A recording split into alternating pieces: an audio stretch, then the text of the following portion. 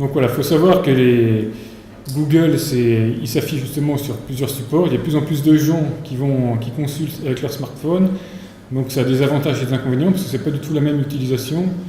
Donc là sur le smartphone, quand j'ai entouré en rouge, on voit qu'il y a beaucoup logiquement de local pour repérer un magasin. Là on voit 50% pour se repérer, et au niveau des heures de bureau, par exemple, là on voit 54%. Donc c'est pas du tout la même utilisation.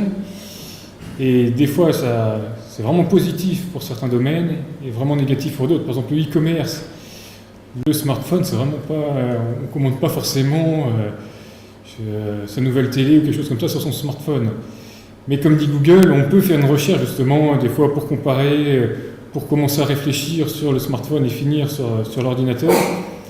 Mais le smartphone a vraiment d'autres avantages pour le local justement. Et donc là, on voit au niveau de la répartition que Google incite justement à faire dépenser de plus en plus sur les tablettes et les smartphones, et on voit les graphiques, que c'est vraiment en train d'évoluer.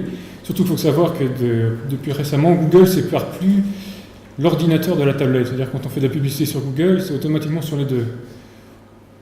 On peut enlever le smartphone, mais on ne peut plus enlever la tablette.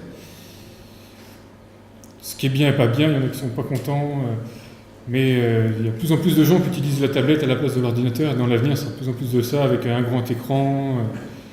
Il y a juste la partie qui pose plus de problème.